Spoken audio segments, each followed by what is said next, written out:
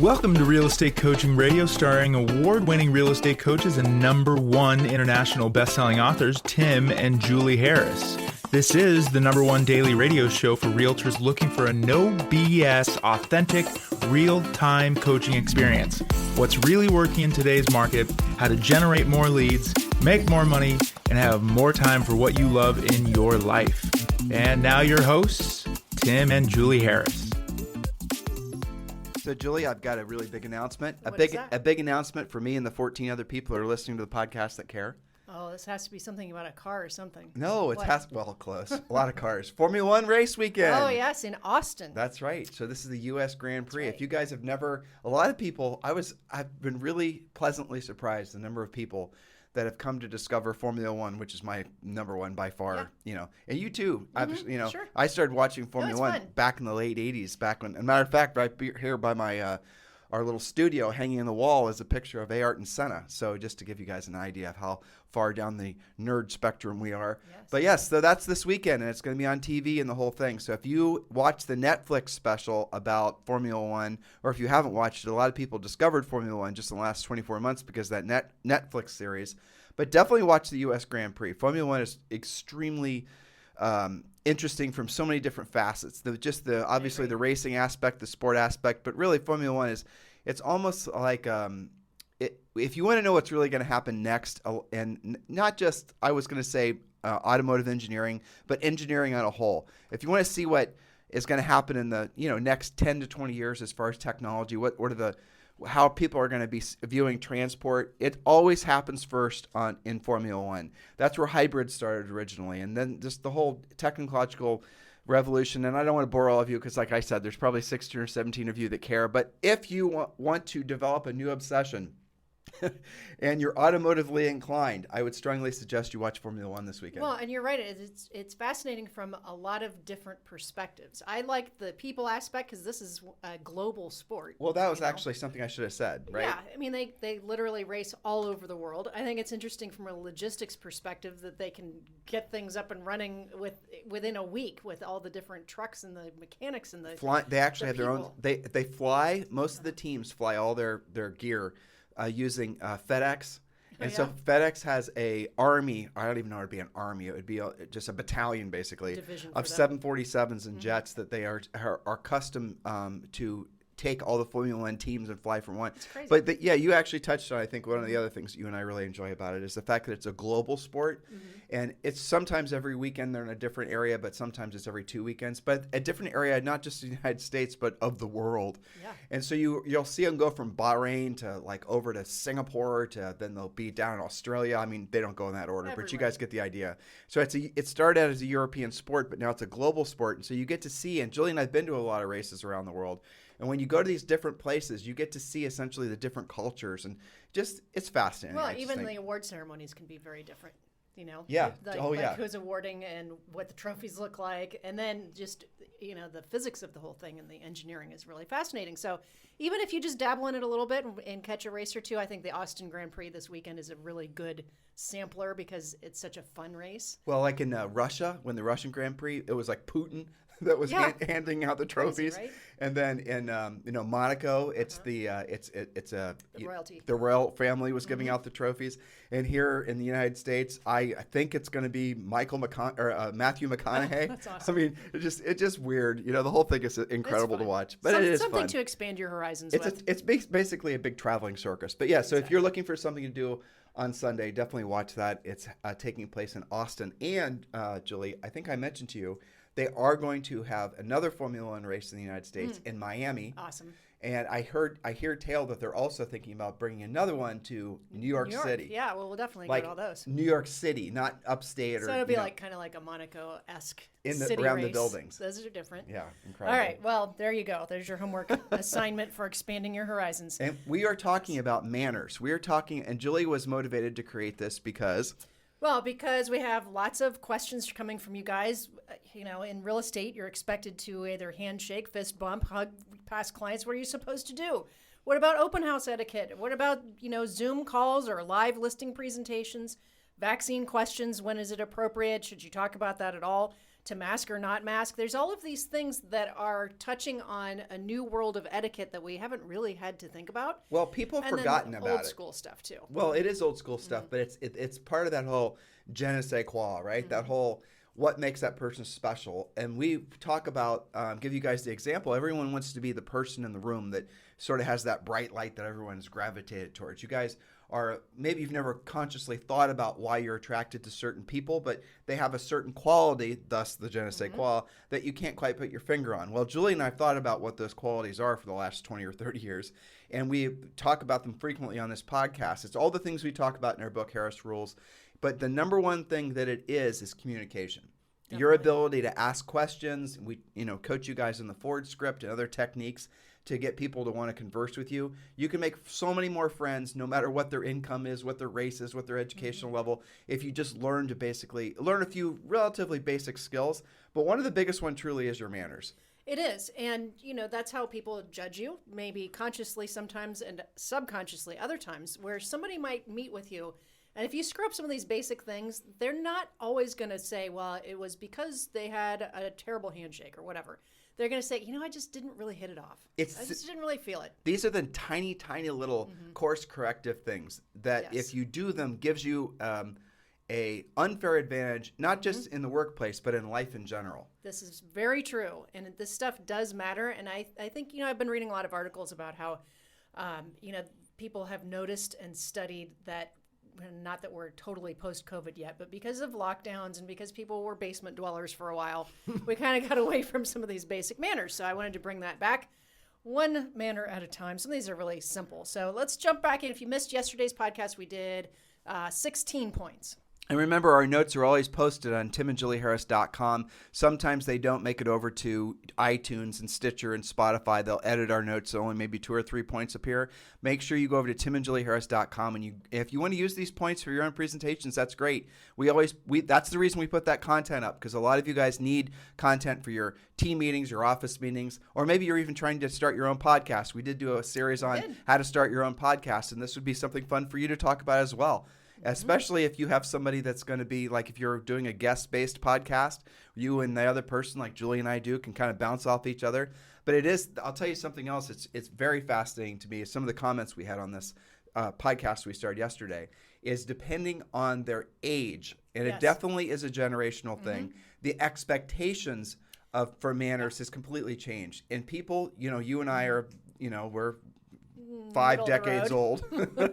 So, but if people are younger than us by 15 years, because they weren't largely brought up to have these sort of base level manners, that's true. that when they learn these, so if you're a millennial, basically, we're talking to you, if you learn these base level manners and you start treating people that way, you're going to have actually more of an advantage than people in Julie and I's generation and older, because we were raised to have manners. Everybody was like that, pretty much. And COVID did kill off whatever, civility, right? And people started deep diving into social networks and lost any, last remaining, areas of humanity. Especially when you're one-on-one, when you're live, not just on a Zoom call, but you're actually out there in the wild. So some of these are kind of fun. Some of these are more serious than others. We're going to start with a fun one, which is number 17, smile with your eyes when you're wearing a mask. This is something that's been written on a lot with different manners columns because, people are all masked up. And I think I read something that people are becoming more expressive with their eyes because that's all you've got to go with. Well, you and I are talking about this point as related to our daughter, Zoe, that kids even, who knows what's going to go on with masking, guys? Who knows what's going to go on vaccines? So we're not going to, some of you are thinking, oh gosh, why are we still wearing masks? That's a political conversation that we're not going to have. So just here's the bottom line. When in Rome, do as the Romans do. When Julie and I are driving around the country, trust me when I tell you, it's not just one state. It's one part of a state to another. People are essentially masking or not masking. It's really kind of a varied thing. But when you're in a market and you're in a business where your job is to help people and be of service to others, and everyone else is wearing a mask, if you're not going to wear a mask, you're going to stand out as being somebody that doesn't quite fit in. You're not in Rome being a Roman. Yeah, you need to defer to the people that you're around. It's about them when you're being of service. But to regards to that point, it is fascinating that essentially children who are essentially growing up wearing masks are not going to have the root level psychological development as far as how to read micro social expressions. skills, really. So to really scale this up so people can understand the ramifications of it, there were studies have done, and some of you might remember this because they were horribly sad studies, of children that were in orphanages in Romania.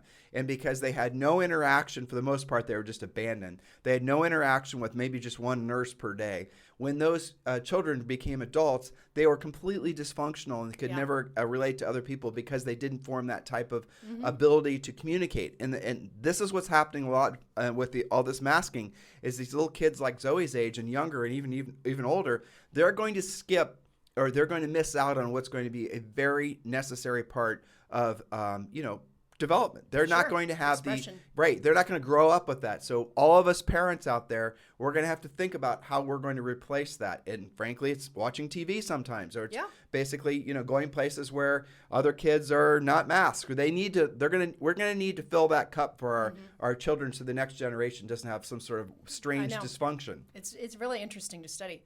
Let's see. So the next one is pretty important. Number 18, turn your phone ringer off when you're on appointments.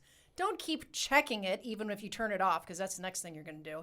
Look at the person who is speaking to you. There's a very basic manner. How many times when we were growing up did our parents say, look at me when I'm talking to you? Well, right? Exactly. But people don't. They look around. They look at their phone. They check their buzzer on their phone. They do like all of this. It's almost like a moth to the light kind of thing. Well, just think about this, though. If you are, again, trying to be the best version of yourself as a real estate professional, right? And you're amongst other people that you're competing against, because you are competing all the time, and they're it's become habitualized or normalized that they do not directly look at somebody when they're talking, even if there's no expectation for it anymore, for the most part, depending on your age, because it's okay to look at your phone, it's okay to be distracted, it's okay to look over someone's shoulders and look around. Now, what if you are the person who is going to look at someone in the eye? If you're going to practice root level manners and you're going to show respect, that's how the brain translates it, right?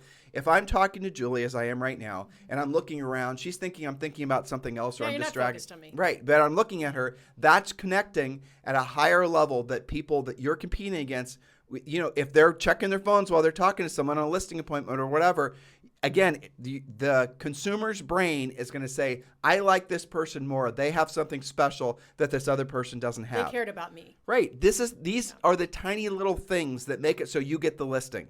And easy to correct, too. Totally. A lot of these points come down to simply being present with who you're in front of or next to, right? Okay, so turn the phone off. Doesn't it drive you crazy when you're even at dinner and somebody at the table next to you their phone's constantly binging? It drives me insane. Well, but Julie, when we go to dinner sometimes and you are looking at a couple that are supposedly having a nice romantic dinner and they're updating their Instagram or whatever while they're spending, a couple $100 for a nice dinner, that doesn't even. No bueno.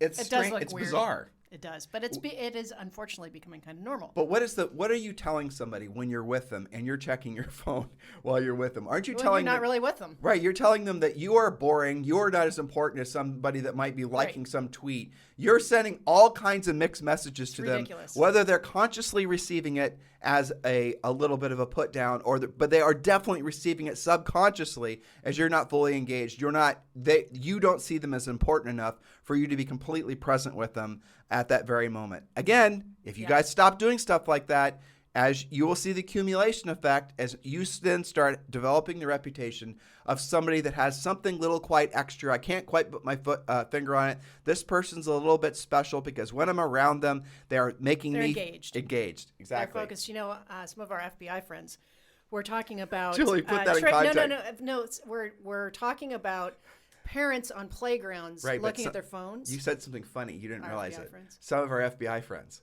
Meaning we have a lot. Yes, we have a lot. So our listeners right now are going like, why the hell do you guys have a bunch of friends in the FBI? Well, tell them. Well, because I guess, what do you call? They're stationed here. They're assigned here. Yeah. And they're around. Several of them are in parents of Zoe's classmates.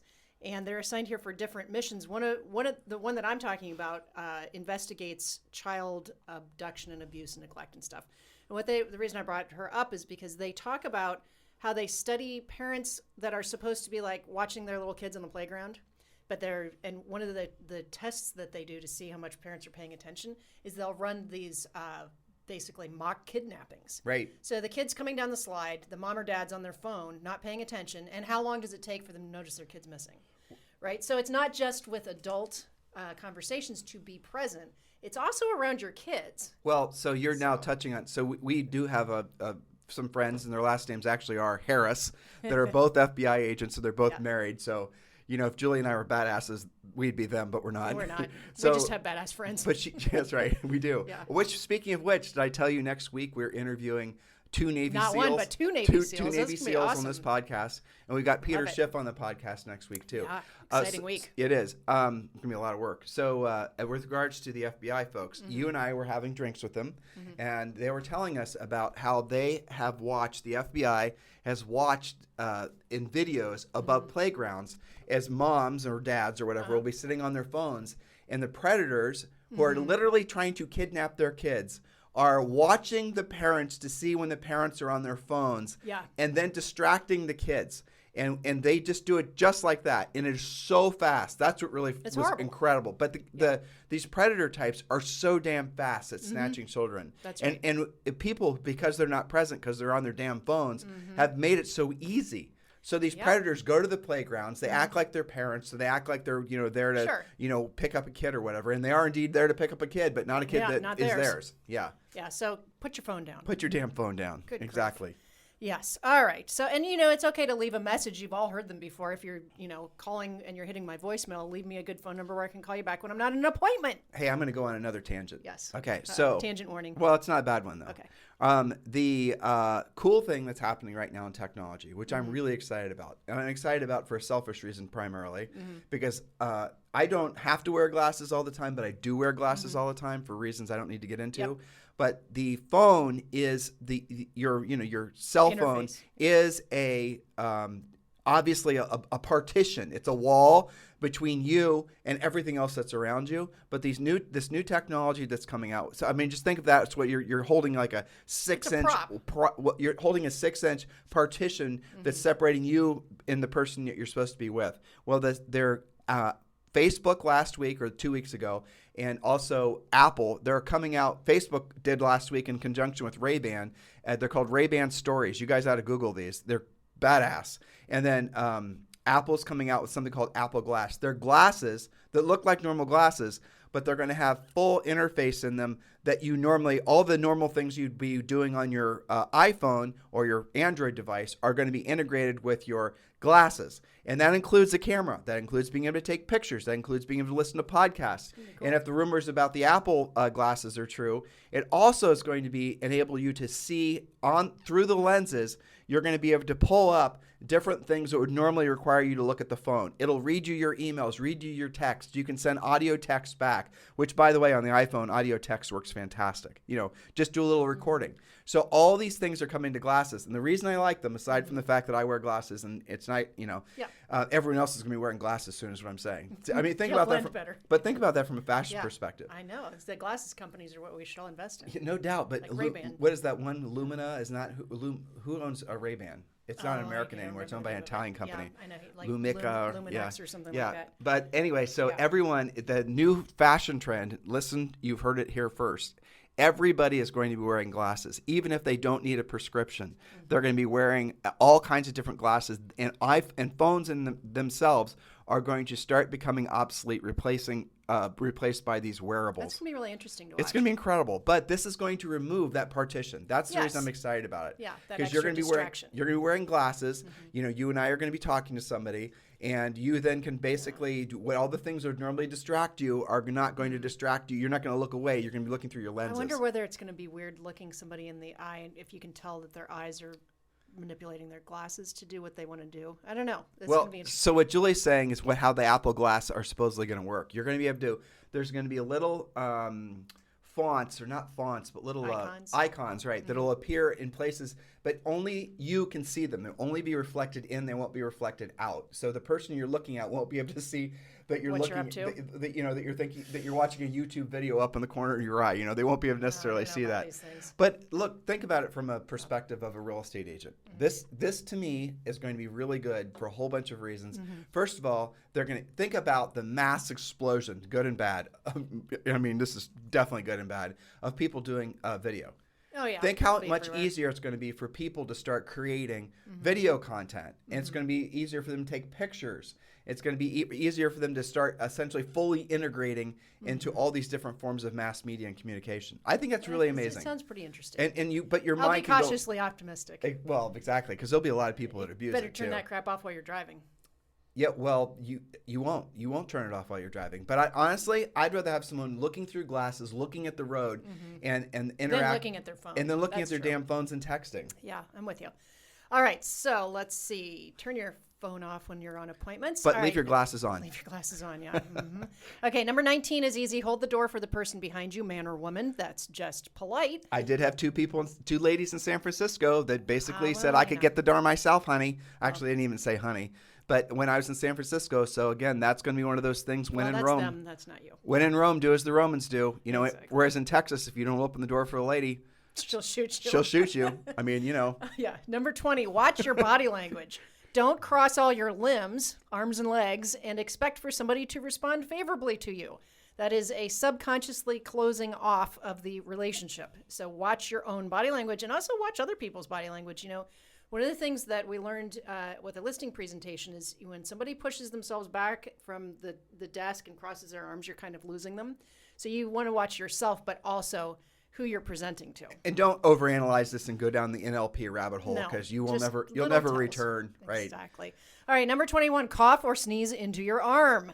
Why into your arm? Because if you cough or sneeze into your hand and then you fist bump somebody, they're going to be grossed out, and it's more sanitary into your arm. Now, I'll your take arm that- touches less stuff. I'll take that a step further. Always have a handkerchief with you. Yes. You know, our fathers did, Yeah, absolutely. but that might be a return of handkerchiefs. That might be. I know. You know what? I've seen ladies wearing gloves. Yeah. You know, so there you are. All right, number 22, easy to do. Write handwritten cards regularly. Hand, address, and use commemorative stamps. They don't cost anymore. They're just more interesting, less boring, and more likely to be opened. Okay, hold and on. Use good quality stationery. I have a question for you. Yes. Be honest. What? When you were, I know you were getting inspiration for these points from a different Emily Post and others. Did she say use commemorative stamps, or was that a Julie point? Well, that's something that I've known for a long time from different, like the book that says the art of the handwritten card. Right. So I like doing. I use it all the time. When you go to buy your stamps, you can even do it on USPS.com. You just ask for something interesting, right? So, Julie's a stamp collector is the reason I knew Yeah. that was an add-on. And use good stationery. Don't just use your generic, make it look nice. All right, 23, learn and remember people's names. This is more powerful than you think. This is something that I try to work on all the time because we're always meeting new people. So it helps to associate them with something, right? So even in my contacts, I'll say, like, we have a friend named Curie, and she's one of the first people I met here, but I labeled her as Curie, Aria's mom, so that I remember who she is, and then I put a little tag for the school name. It helps if you associate them with something.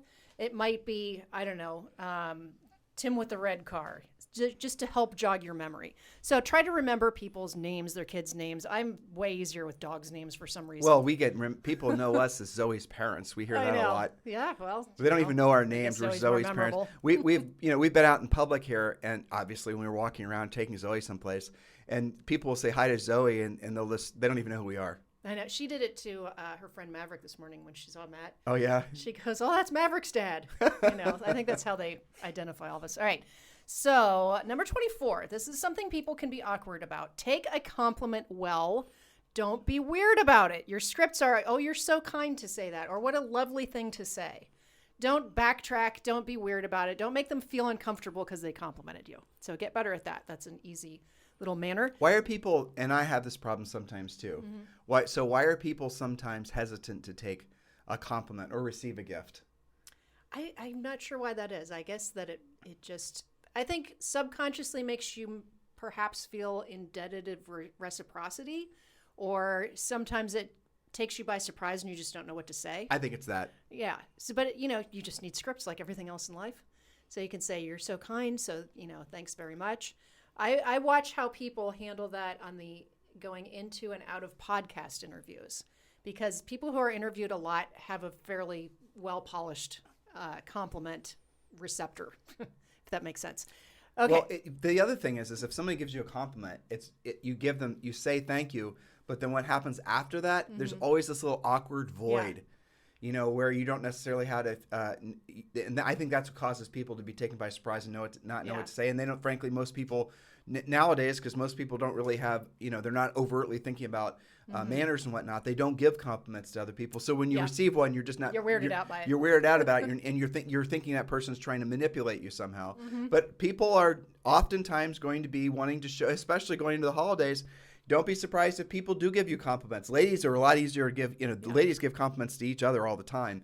That's not something you hear a lot from men. But again, this is going back to the secret sauce. If you want to make yourself stand out, if you want to make yourself truly special, learn how to give compliments to men and to women. And then you don't think if you give someone a nice compliment about anything that, it's sincere, right? Men, it's easy. Watch, watches and Your all those glasses, types of things, right? You don't think that person's not going to seek you out from now until eternity because you made them feel good for that little microsecond. Well, that goes back to the point. People forget what you say, but they remember how you made them you feel. So there you are. Okay, so get good at actually taking compliments well. Number 25, ask before posting on social media, especially pictures of other people's kids, events that are not your events. When in doubt, ask before posting. Don't assume that everybody wants to be plastered on your social media. So let's scale this out and make it super practical for the sake of real estate agents. Yes. Always ask before you put an open house sign in somebody's yard. Yes. And I remember 2, maybe 3 times that we took listings because in this area that we had a lot of listings, usually in this New Albany area, we would always, and we had at one point 7 buyers agents that worked for us, and we always asked them to ask permission of the seller. If a lot of sellers' yards are strategically positioned that it's a perfect place for an open sign, and every other agent, since the history of agents, had always just put a sign there without asking the owner.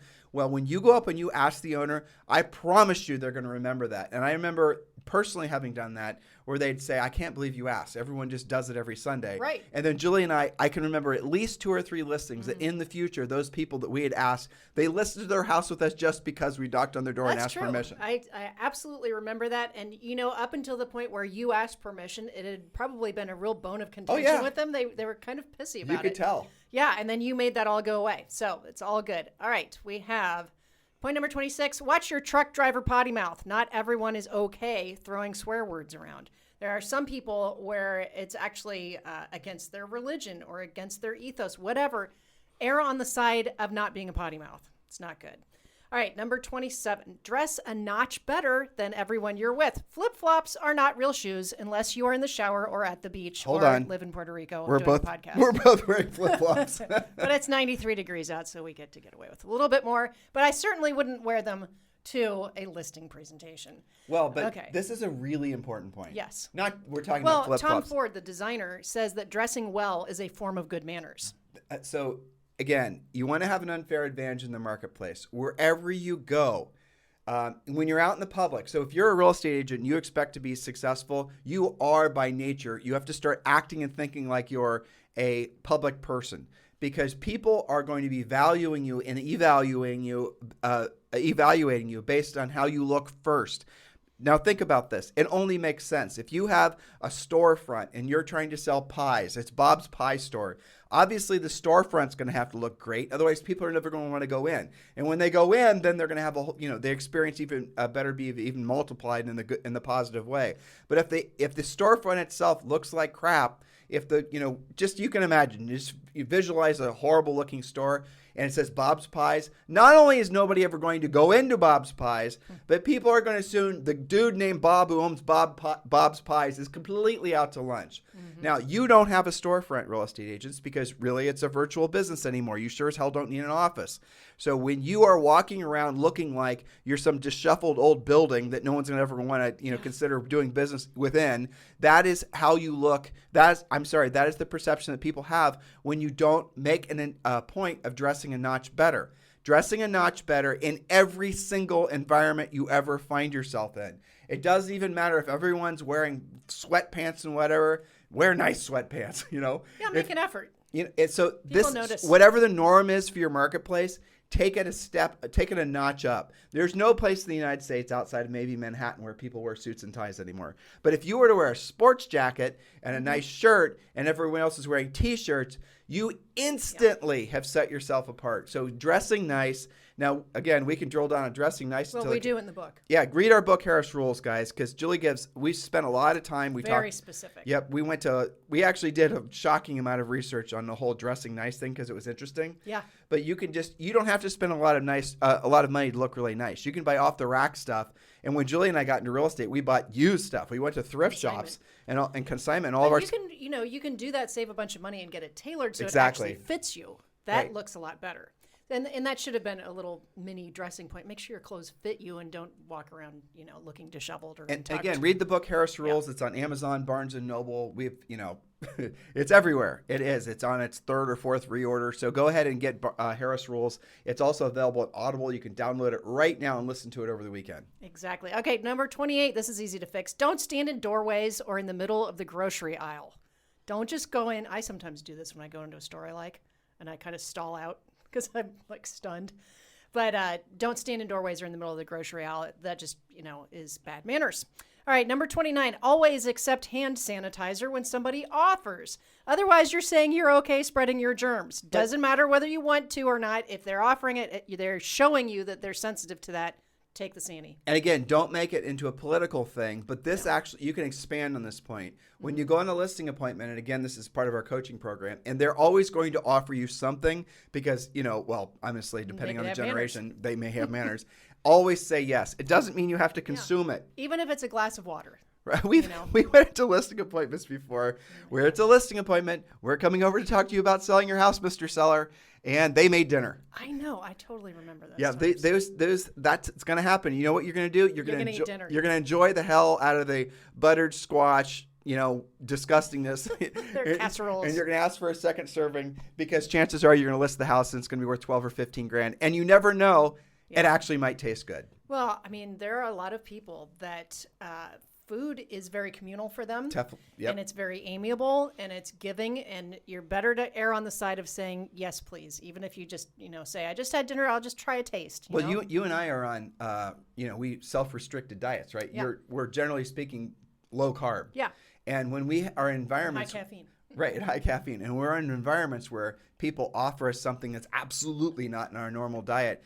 I've made this mistake before, truthfully. Yeah. You can see they're a little bit they're offended. And it's not an overt offense, it's a subconscious offense, but you can see it in their micro expressions in their face, and it's like, I've caught myself doing that before, and they'll offer me something that's absolutely not something I'd normally ever consume, and I'll just reactively say no thank you, but then I'll say, oh, I'm just kidding, how can I pass up on those? So I catch myself. Well, because subconsciously they're giving you a gift. Yes. So but food is a different kind of gift. It is, especially something that someone's made with their hands. Yeah, I mean, it's pretty personal. It is. So of course they're offended if you don't do it, if you don't try their cookies or whatever. Okay, so let's see. Number 30, you don't ask somebody to hold your phone, wallet, or drink for you. This has become taboo thanks to COVID. People ask you to hold your wallet? Hold anything of theirs, anything that their hands have been on. You're not supposed to do that. Has anyone ever asked you to hold? Yeah, last weekend we were at something and that was going on a lot because people were trying to screw with their phones while they had a drink in their hand. Huh. Yeah, so don't do it. It's just gross. Yeah. All right, number 31, respect personal space plus 3 to 6 feet. Don't be the last person in an already crowded elevator, for example. Take the next one, respect personal space. Even if you're more comfortable with it for your reasons, you've got to respect the space. Number 32, ask permission to use a person's first name and make sure you're pronouncing it correctly. That comes up a lot, right? Let's see. Number 33, push your chair in when you leave a table. Brush the crumbs into a napkin. Don't make somebody else do this for you. We talked about this earlier about bussing your table, but when you're at somebody's house, when you leave the listing presentation dining room table, push your chair in. Well, so you combine some of these points. So you're at a restaurant this weekend. You're going to leave some crumbs on the table. And let's say it's a Starbucks. We use Starbucks as examples. There are no bussing of tables in Starbucks, basically. If you're in a busy Starbucks, by the end of the day, the tables look like, basically our daughter's eating at them. So you're going to have, if you are the one that's then, and let's just, let's scale this up. You're at a restaurant. And there is someone bussing tables, and they do see you clearing off, cleaning up after yourself and being respectful of the service that they provide. And then you do follow our previous point, and you do leave a nice, a decent tip, and you do say thank you on the back of a business card. The combination of all those things. And then you push your chair in. Right. And then they see you holding the door open for the person behind you when you leave. You're going to come off as a more person of manners, a classy individual, versus being a heathen about all those things. You think you have to try to make yourself special in the marketplace by being some sort of influencer on Instagram. This is how you are someone who's unique and special and desirable in the world. You combine all these points and you start becoming that person. And I'll say it again, it's even relevant for people that are our age and older, but especially relevant for the younger generation. They, for the most part, weren't taught these things. There used to be something in the South called cotillion. There are some states that still do it, but You it's guys not know as what cotillion prevalent. is? It's basically finishing school for young men and ladies, where Yeah. they learn how to shake hands and they learn how to be polite. And if you're a teenage boy asking a girl out to homecoming, you talk to her father about it first, and manners. So yeah, it's here and there. I kind of think it's going to come back a little bit. So listen, we're going to round the bend on today's show. A lot of you have very busy weekends. We'll resume on Monday. We've got a handful of points to go. Right. A lot of you have been asking Julie and I about eXp Realty. And I want to remind you that, of course, Julie and I are here to sponsor you for eXp Realty. If you're interested in joining eXp Realty and you have not chosen a sponsor yet, you can just join eXp Realty and name Julie Harris from Georgetown, Texas as your sponsor, or you can just text me directly, and Julie and I will answer any questions you have and walk you through the application personally. And my cell phone number is 512-758-0206. That is my real cell phone number. Do not call. A lot of you call. I'll never answer the phone. It always goes to voicemail, and the voicemail says, do not leave a voicemail. It says text, okay? So do text, don't call, and let's have a conversation about eXp. So if you're ready to join and you're looking for a sponsor, just text me directly at 512-758-0206. If you're just interested in learning more about eXp, that's great as well. Just text the letters EXP to 47372, and we'll text you back some videos, and you can get to know eXp and decide whether it's the right path for you when you're choosing a new real estate broker. This is the time of year when most agents will just, they're going to think about, what do I need to do to replicate this great year I had this year or make it better? Maybe this year wasn't as great as it would have been otherwise, and you're kind of going through the checklist of things that you want to improve upon before the new year rolls around. Number one thing should be the broker. There's no doubt about that. Your environment, your professional environment is without a doubt the most important influencer on your success in real estate or in life in general. Yep, definitely matters.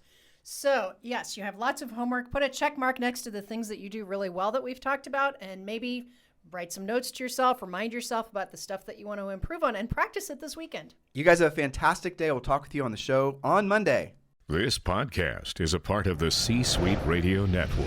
For more top business podcasts, visit c-suiteradio.com.